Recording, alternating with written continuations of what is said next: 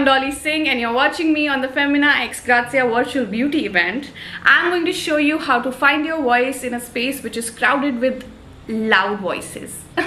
Now, I'm not an expert, but I've made a little progress which I'm going to share with you.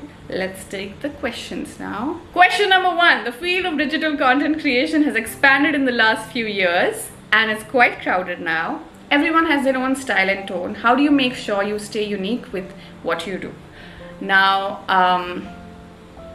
this can be difficult because especially this time right now, trends is what goes on, right? Like you participate in a trend, you be a part of the trend and you feel like you're doing enough.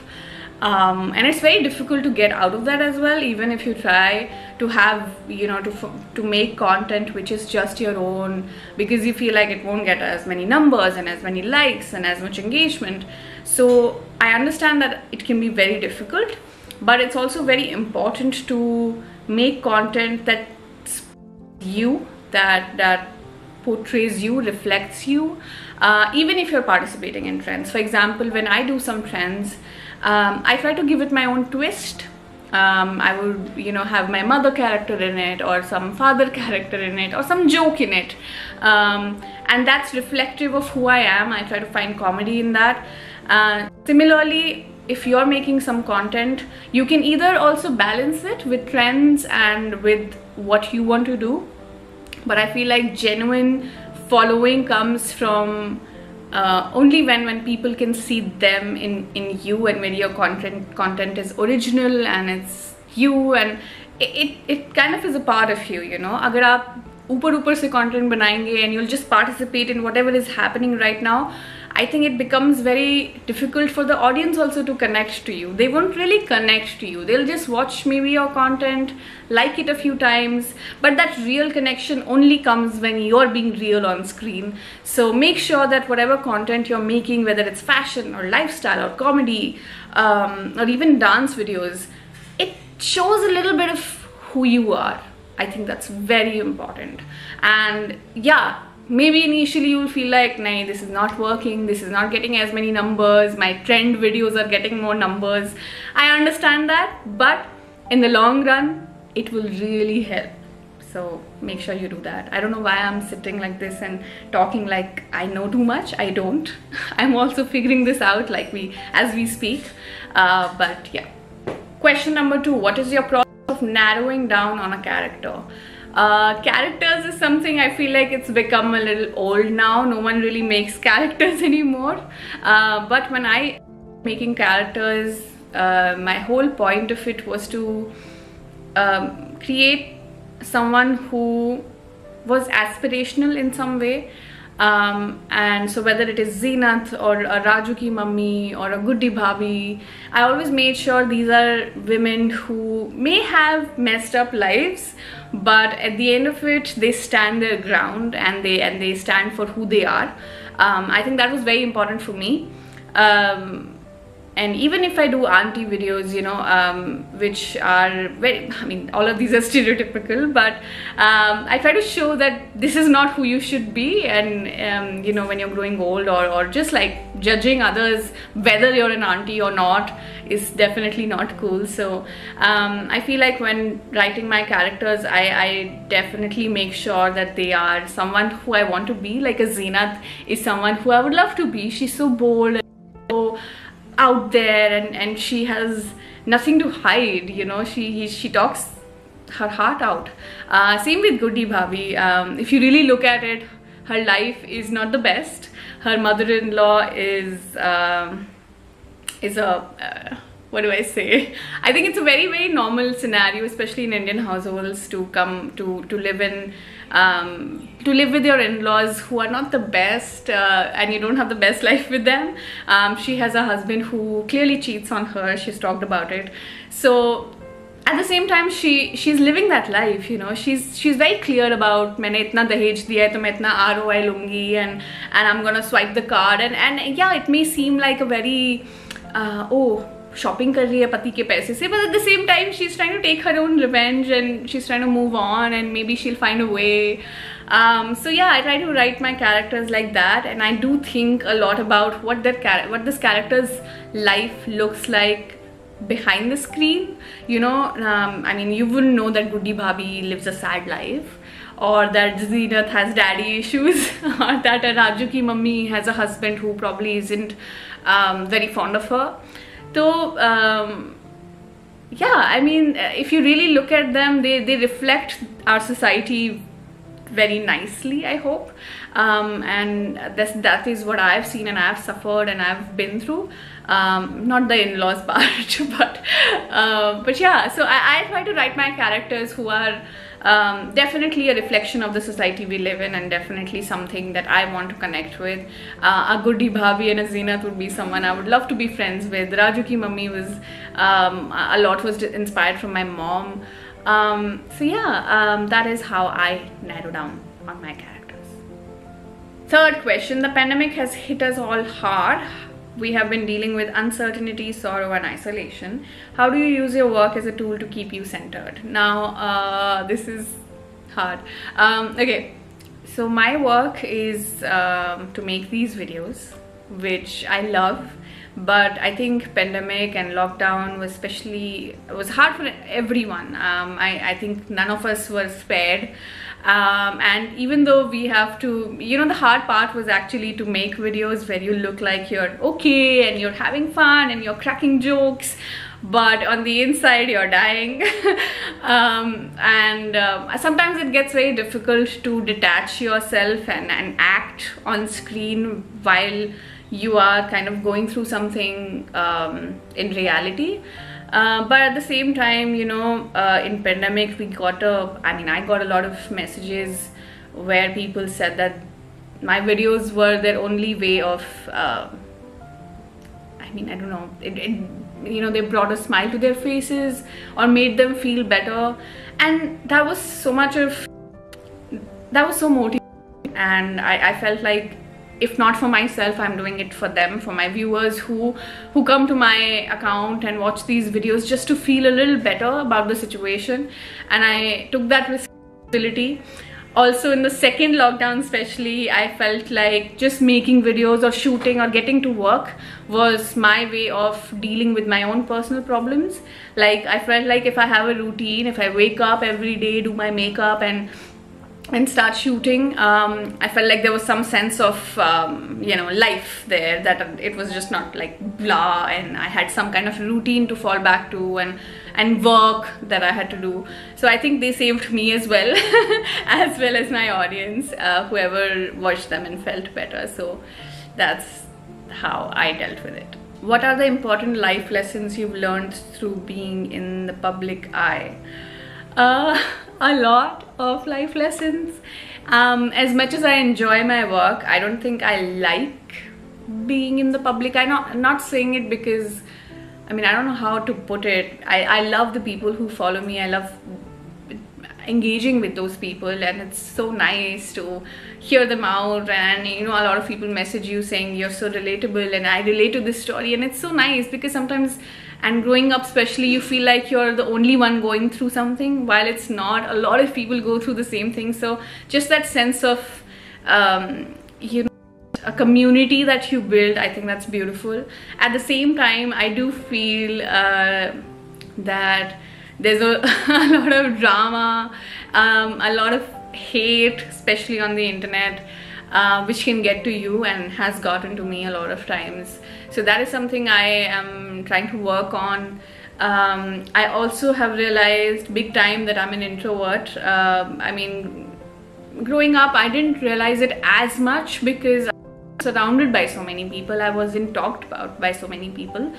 And now that I am, I suddenly, you know, I would feel like, and I've had therapy about it, where I discussed with my therapist that why is it that I'm on camera and I'm completely fine, or when I'm acting I'm completely fine and I'm this different person, and then suddenly when I'm in crowds or at parties or at events, I don't feel like I want to be a part of it, and I stand in a corner.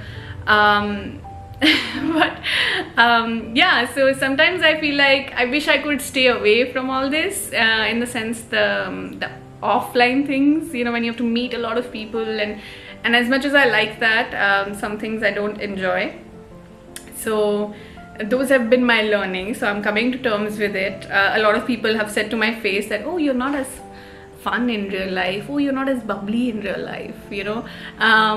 Like backhanded compliments. So it really hurt me in the beginning ke, oh, and I would you know, have like a fake persona going at parties कि नहीं चलो मैं भी कोशिश करती हूँ to try to be as fun and quirky and whatever, but I've realized that there's no point doing that because that's not really me, and I'm just faking it. So I've just come to terms with the fact that on camera and when I'm acting and doing this creative work, I enjoy that and I love that and I love these characters, but at the same time that's not really who I am. So that's my learning. Yeah, okay. How important is it for content to resonate with your personality? How do you ensure that when you produce videos and posts? Like I said, I think it's very important to have your personality peek out of your content, because otherwise I don't think it works. Like I don't think content where people know that you're being fake and they know. So I don't think that works. At the end, like मैंने भी ऐसी चीज़ें try करी हैं in life while making content which are not really me, but I'm like अरे ये चल रहा है तो इसको कर लो, हम भी इसमें participate कर लेते हैं, you know, बहती गंगा में हाथ धोना basically. But I don't think that ever works. So I make sure that whatever I do, it comes from within. A lot of people have a you know, they think that I only make content on social issues and messages ya kuch to, but I don't know why. This is how I think when I think of a new concept. Most of the times, especially in my longer videos, which I love doing, I don't know why I start with a thought, with a message, and that's how I build my videos. So even though I want to make them like fun and crazy and wacky, I end up with a message. So that's just my thing, and I think it's okay, you know, and that's just my personality. That's how I write as a writer. And so ठीक है, अब I have now that I have this much following, I think I have a lot of privilege also, and a new content creator will not have that privilege, and I understand that because I started this 6 years ago and I did not have a lot of privilege in terms of deciding what to do and being like, oh, this is me, I'm gonna be me. ऐसा नहीं होता है. So initially it's hard, but now that I have this position that my followers have given me, I can make these decisions and I can make sure that whatever I do has a part of me in it. So yeah, thank you if you follow me. Do you think your social media popularity has somewhere influenced your thoughts and opinions? How do you make certain that your voice is clear? I think, I don't know if it has changed my voice. In fact, it has given me a voice. पहले मैं उतनी शायद aware नहीं थी. I was not educated enough on a lot of things, and now I am. And that has come from the responsibility I have. Like, you know, 1 million people follow me. Of course, I have a lot of responsibility, and I take it. I love that, and I enjoy it, and I also hopefully make sure I don't misuse it. ऐसा नहीं है कि मैंने गलतियाँ नहीं की हैं. I must have made a lot of mistakes in life and in general in terms of putting something out there. But I try to make sure that whatever I put out is, what do I say, is completely my opinion and also not something stupid, you know, not something problematic and offensive. So that, I think that voice has definitely come to me, and I found it while being a content creator and having people follow me, because कई बार I feel like if I didn't have so many people looking at me, would I have been this person? Maybe not. Maybe I would have been a jerk for all I know. I don't know, you know, I don't know, but I do feel that it has given me a responsibility which I cherish, and I hope to live up to it. What was the second part of the question? How do you make certain that your voice is clear? I think I try not to be vague about things. If I have a particular opinion on something, I am very, very clear about it, and I will stand my ground unless I'm being corrected and I stand corrected on some things. ऐसा भी होता है, obviously. I'm a human being, I can make mistakes.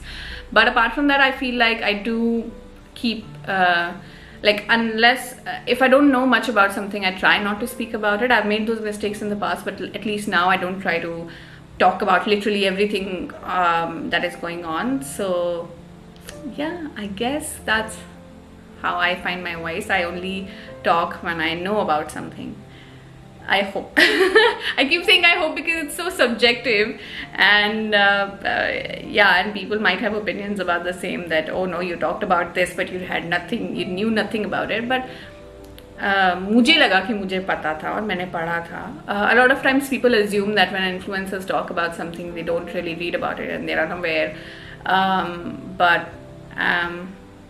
I try to read. अपने बारे में तो बोल सकती हूँ. I don't know about other people.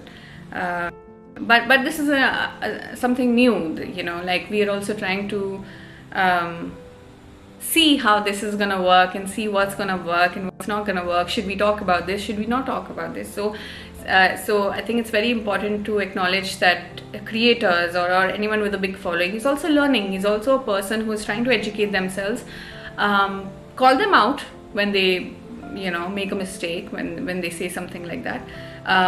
But also acknowledge that they are also trying to educate themselves, and if you can help educate them, please do. Like, I love it when people try to correct me and send me sources of stuff that is being talked about. I know I've gone a little like in a different direction altogether, but yeah, I think we're all trying, is what I'm gonna say. Is confidence a hard-won personality attribute? How did you find your stride?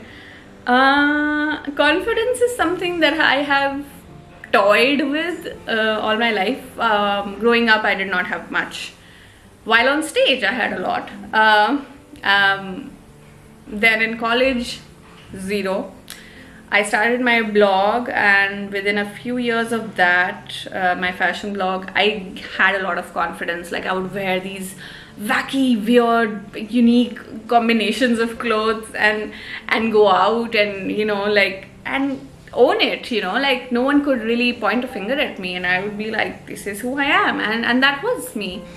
At the same time, then when we started making videos and you know, especially now in the lockdown, I think a lot of hate has increased, and to be honest, my confidence has gone down a lot. Like, I really think about what I want to put out, and there are a lot of opinions about you on the internet, and it can bring anyone down.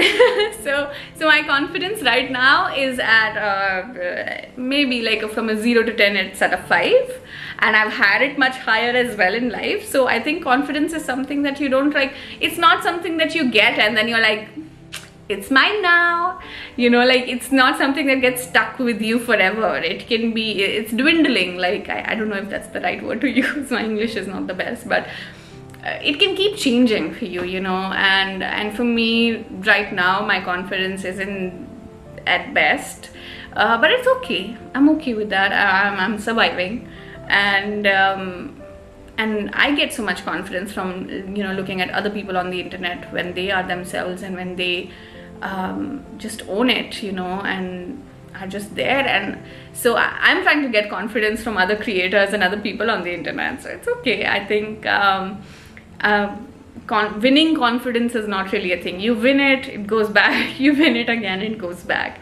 So I think that's where I'm at right now. Why is this your chosen field? What makes you wake up every day staying on this course?